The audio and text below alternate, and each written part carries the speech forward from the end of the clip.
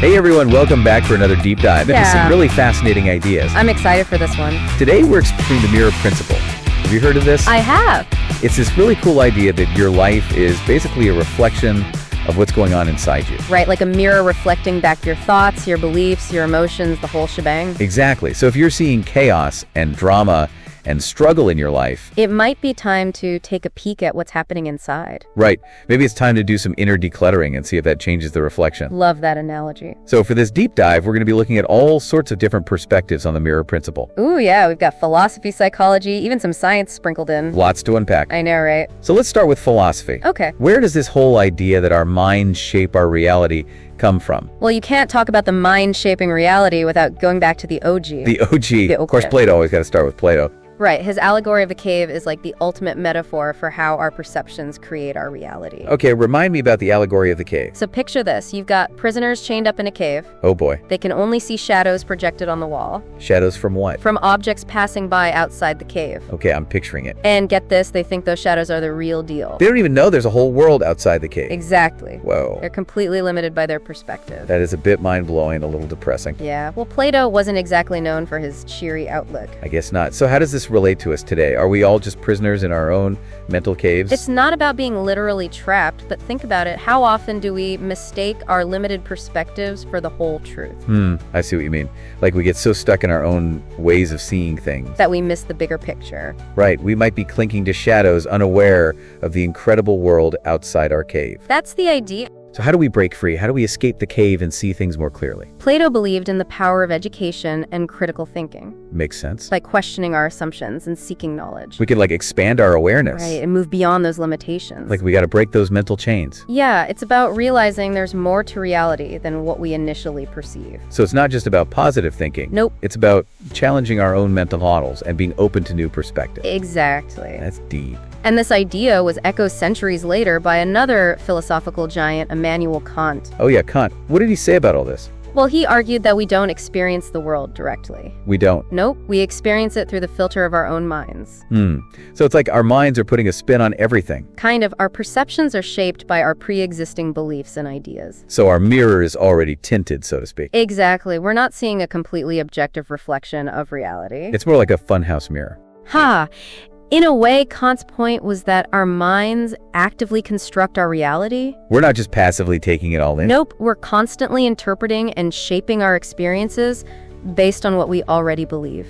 Whoa, okay, that's pretty mind-blowing. So if our minds are shaping our reality, what does that mean for someone who's stuck in a negative cycle? Like someone who feels unlucky all the time. Yeah, or who keeps attracting the same kind of problems. Right, like they're caught in a loop. Exactly. Well, I remember reading about this guy named Vincent who was convinced he was just unlucky in life. Poor Vincent. Yeah, he was stuck in a dead-end job and felt like every opportunity just passed him by. Oof, I know that feeling. He blamed everything, everyone but himself. Sounds like he was trapped in his own mental cave. It was like he was looking into a distorted mirror. Seeing only the bad stuff. Yeah, just confirming his beliefs about being unlucky.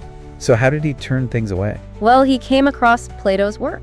Really? Yeah, and started questioning his own assumptions. He realized he was part of the problem. Exactly. He stopped blaming external factors and focused on what he could control, his own actions and mindset. So he didn't just try to think positive thoughts. Not exactly. He started by acknowledging his role in creating his own reality. He took ownership. He did. He realized he had become apathetic and was just going through the motions. So what did he do? He started taking more initiative, learning new skills, and putting himself out there. He stepped out of his comfort zone. He did, and you know what? His luck seemed to change.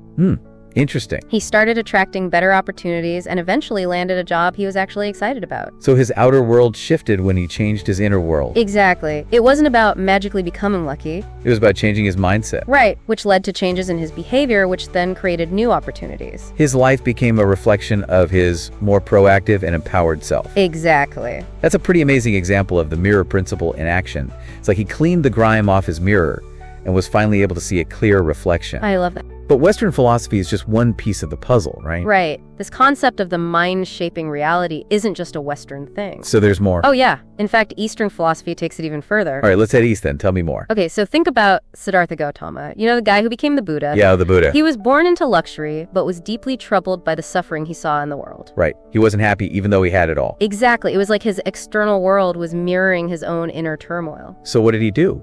He renounced his privileged life, He gave it all up. everything, and embarked on a quest for enlightenment, seeking to change his internal state. Wow, that's a big leap. It was. Through deep meditation and self-reflection, he achieved a profound shift in consciousness. He woke up. You could say that he realized that suffering wasn't inherent to existence. It wasn't just part of life. No, he saw it as a product of our attachments and desire. So the world didn't change, but his perception of it did. Exactly. That's powerful. And this idea is central to Advaita Vedanta, a school of Hindu thought. Okay, I've heard of Advaita Vedanta. What do they believe? They believe the world we experience is Maya, an illusion projected by our own mind. Like a dream. In a way, yes. Just like a dream can shift based on our thoughts and emotions, our perceived reality can transform as our consciousness evolves. So as we grow and change the world, we experience changes too. That's the idea. There's this story about a monk who, through dedicated meditation, learned to perceive chaos as peace. Chaos is peace. Yeah, his life's mirror flipped because his mind did. It's like he learned to control the projector in his mind, changing the images on the screen of his reality. That's a great way to put it. Also emphasizes this connection between our inner state and outer experience. Right? Absolutely. Through the concept of mindfulness. Mindfulness is about being present in the moment, isn't it? It is. It's about paying attention without judgment. So instead of trying to change the external world, we should focus on cultivating inner peace and clarity. Exactly. In Eastern thought, the mirror principle is more than just a poetic idea. It's a call to action. Right, an invitation to master our mind. To shape our reality. Precisely. Wow, that's a powerful thought. If life really does mirror the mind, then working on our thoughts and perceptions is the key to polishing that reflection, isn't it? It really is. And that's where psychology comes in, offering some fascinating insights into how this principle plays out in our lives. Okay, I'm ready to dive into the psychology of this whole mirror thing. Let's see what insights we can uncover. Let's do it. Okay, so we've explored like the philosophical side of the mirror principle, from Plato's cave to that Buddhist idea of Maya. Yeah, it's pretty wild how this concept keeps popping up across different cultures. It really is. But how does all of this play out in psychology? What insights can psychology offer? Well, psychology really gets into the nitty-gritty of the mind, offering some really interesting perspectives on how this mirror principle actually works. Okay, I'm intrigued. Let's hear it. So Carl Jung, this prominent figures in psychology, he came up with this concept of the shadow self. The shadow self. Okay, that sounds kind of spooky. What exactly is that? It's not about good or bad. It's more like those hidden parts of ourselves. The parts we don't want to look at. Right. The thoughts, the feelings, the impulses that we kind of push down because they don't fit with how we see ourselves. Okay, so it's like the stuff we're hiding from the world and maybe even from ourselves. Exactly. It's the stuff we sweep under the rug. So we all have these shadow selves lurking within us. But how does that tie into the mirror principle? Well, Jung believed that life often reflects these hidden aspects back to us. It's like the universe is holding up a mirror, forcing us to confront the stuff we'd rather ignore. That makes sense. Like, have you ever noticed how you seem to attract the same types of people or keep running into the same problems? Oh yeah, all the time. It's like you're stuck in a loop. Jung would say that's the mirror at work. Those external events are reflecting internal, unresolved conflicts. So it's not just bad luck or coincidence. Nope, it's about looking inward to understand what's playing out on the outside. So instead of asking, why does this always happen to me? I should be asking, what part of myself is this reflecting back to me? Bingo, you got it. That's a game changer. Cognitive psychology all offer some really interesting insights into this. Oh yeah? What about cognitive psychology? Well, they have all these studies on perception, like the famous Rubin vase experiment. The Rubin vase. You know that optical illusion where you can see either two faces or a vase? Oh yeah, I've seen that one. It's like you can switch back and forth. Exactly. It just shows how two people can look at the same thing and see totally different realities. Because they're focusing on different aspects of it. Precisely. And then there's that thing called confirmation bias. Confirmation bias. Where we tend to seek out information that confirms what we already believe. So if I think I'm unlucky, I'm going to notice all the bad things that happen and ignore the good stuff. Exactly. You're going to see the world through that lens of negativity. It's like I'm choosing which parts of the mirror to look at. You got it. We're not just passively observing, we're actively participating in creating our reality. Wow, that's powerful. And speaking of creating reality, there's this really interesting theory by Albert Bandura called self-efficacy theory. Self-efficacy, that rings a bell. It emphasizes the power of belief. Believing in your ability to change can actually lead to real changes in your behavior. So like if I believe I can do something, I'm more likely to actually do it. Exactly. And that changes your reality. It's like a self-fulfilling prophecy. Makes sense. So is this like the basis for things like therapy and self-help? It is. This idea is at the heart of a lot of therapeutic approaches like cognitive behavioral therapy or CBT. I've heard of CBT. It's all about how our thoughts influence our feelings and behaviors, right? That's it. The basic idea is that distorted thoughts create distorted realities. So if I'm constantly thinking negative thoughts, I'm going to experience more negativity. Right, but if you can learn to identify and change those unhelpful thought patterns, Then the mirror will start reflecting something different. exactly, you'll literally start seeing the world differently. Is there any scientific evidence to back this up? I mean, can changing your thoughts really change your reality? There is. Research has actually shown that CBT can rewire neural pathways over time. Really? So our brains are actually changing. Yeah, by consistently practicing new ways of thinking, you can actually change the physical structure of your brain. Wow, so by changing our thoughts, we're changing our brains, which then changes how we experience the world. Pretty cool, huh? It's like we have the power to reprogram our own mental software. I love that analogy. So all those self-help gurus talking about the power of thought, they might actually be onto something. They might be, and this mind-body connection is a key aspect of the mirror principle. So it's not just woo-woo stuff, there's real science behind it. Right, and there are so many real-life examples of this. I remember reading a case study about this woman named Lisa who kept having problems with controlling bosses. Oh, I know that feeling. It's like some people are just magnets for drama. Well, in Risa's case, it turned out that she had this deep need for control herself stemming from her childhood. So her own issues were attracting those kinds of bosses. Exactly. It was like she was seeing reflections of her own unresolved stuff. How did she break free from that cycle? Through therapy, she was able to face that part of herself, that need for control, and work through it. She learned healthier ways to assert herself and set boundaries. So she shifted something internally. She did. And guess what? Her next boss was super laid back and supportive. Wow, it's like she finally cleaned her mirror and a whole new reflection appeared. It's a great example of how internal shifts can create external changes. It makes you wonder how many of our external struggles are actually reflections of our own internal battles. That's a great question. And speaking of internal battles, there's another case study about this guy named Tom who was stuck in a victim mindset. I've met a few Toms in my time. Right. He always felt like the world was against him. It can be really tough to break out of that kind of thinking. It can, but Tom was able to do it through CBT. He learned to recognize those negative thought patterns, those I'm a failure tapes playing in his head and reframe them. It's like rewiring those mental circuits. Exactly. And as he practiced this, his external world started reflecting the shift. Really? He started taking more risks, putting himself out there, and eventually launched his own successful business. So he went from victim to victor. You could say that his life mirrored that transformation. It's amazing how our internal narratives can shape our reality. It is. But it's not always about these dramatic transformations. So what else is there? Sometimes it's about shifting our focus to what we already have. Appreciating the good stuff. Exactly. Like in Maria's story, she was a single mom struggling financially, feeling completely overwhelmed. I can only imagine. She was so focused on what she lacked that she couldn't see the good things in her life. It's easy to get stuck in that scarcity mindset, especially when times are tough. It is. But Maria decided to change her focus.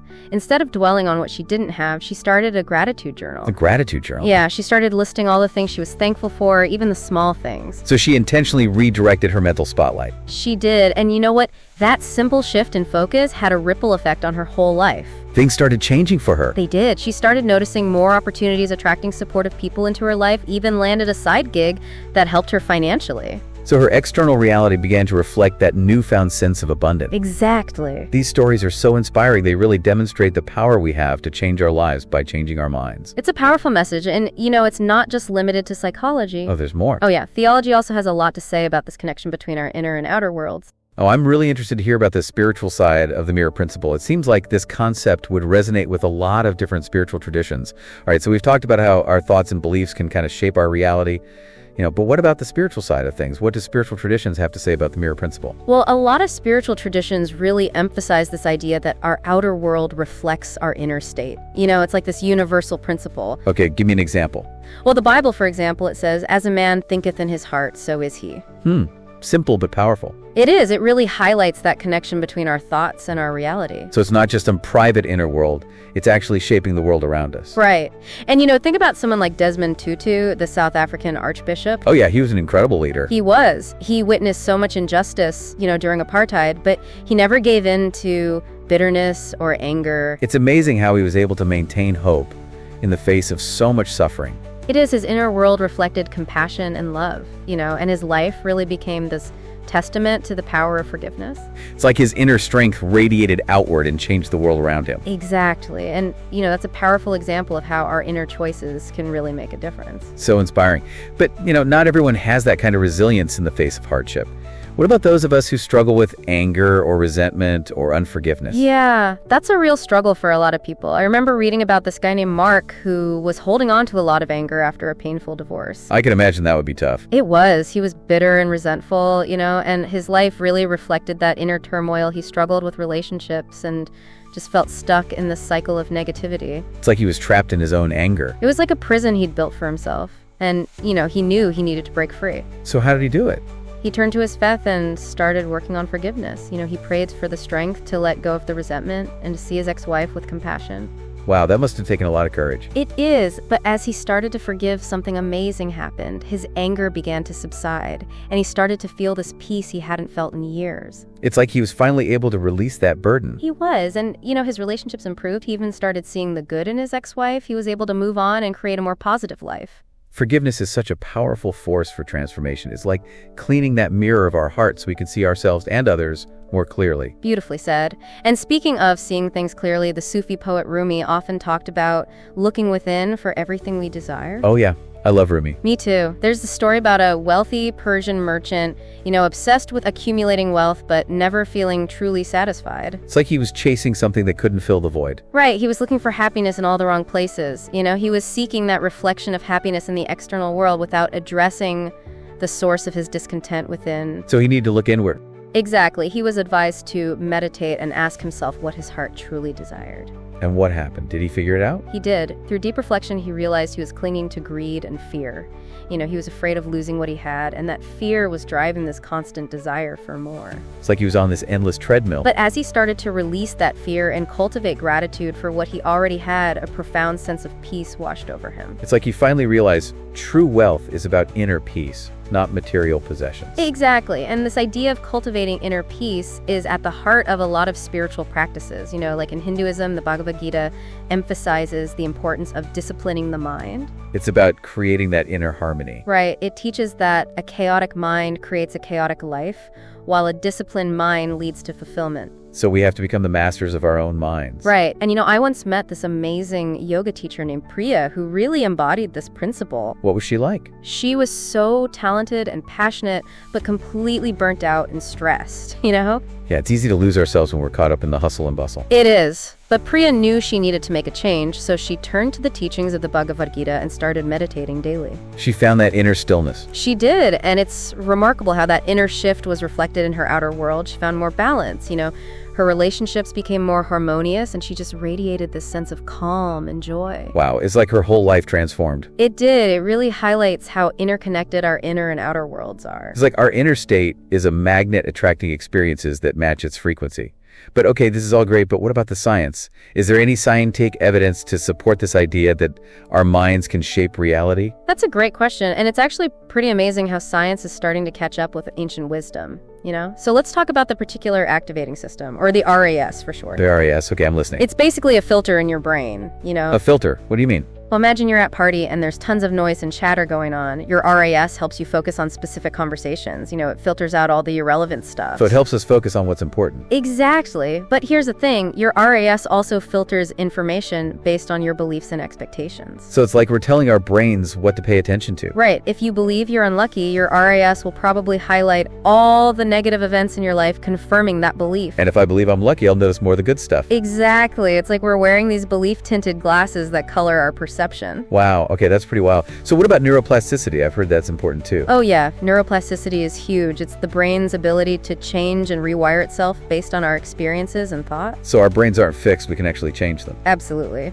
Research has shown that repetitive thoughts and behaviors can actually change the physical structure of our brains, So like if I practice gratitude every day, I'm strengthening those neural pathways associated with feeling grateful. Exactly. You're building those mental muscles. I like that analogy.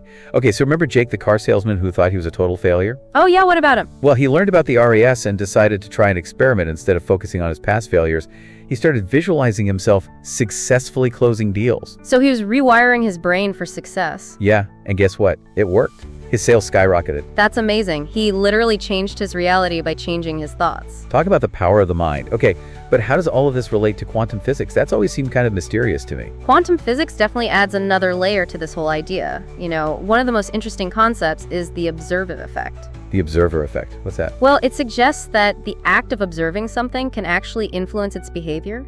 Wait, so you're saying our consciousness can affect the physical world? Some physicists believe that there's this experiment called the double slit experiment that kind of demonstrates this. Okay, I'm intrigued. Tell me more. So basically it shows that light can act like a wave and a particle, and the way it behaves depends on whether it's being observed or not. Whoa, so like just by looking at something, we're changing it? It's a possibility, and there's this physicist, David Bohm. He proposed this idea of an implicant order where the mind and the universe are interconnected.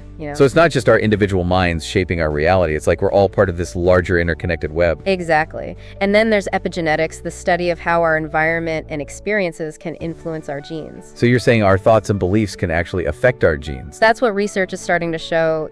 For example, stress can activate genes that contribute to disease, while things like meditation and positive emotions can activate genes that promote well-being. So it's not just our thoughts and beliefs being reflected, it's our biology too, which is also influenced by our thoughts and beliefs. It's all connected. It's like this incredible feedback loop. Wow, this has been an incredible journey. We've gone from ancient philosophy to cutting-edge science, and the message is pretty clear. Our lives are reflections of our inner worlds. It's a powerful message, and it invites us to really take responsibility for the thoughts and beliefs and emotions that we choose to cultivate.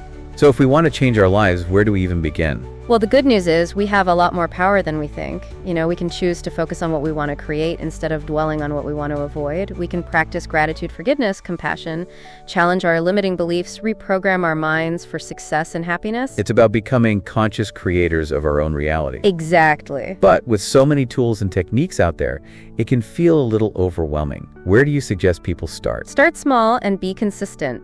Pick one practice that resonates with you, whether it's meditation, journaling, affirmations, whatever, and stick with it for at least a week. See what happens. It's about making those small daily choices that can lead to big changes over time. Exactly. And remember, you're not alone in this. There are tons of resources and communities out there to support you. Well, this deep dive has definitely given me a lot to think about. Thank you so much for sharing your wisdom and insights. My pleasure. And to our listeners, we'd love to hear from you. What resonates with you? What practices have you found helpful? Share your stories and your insights and your questions. Until next time, keep exploring, keep reflecting, and keep diving deep.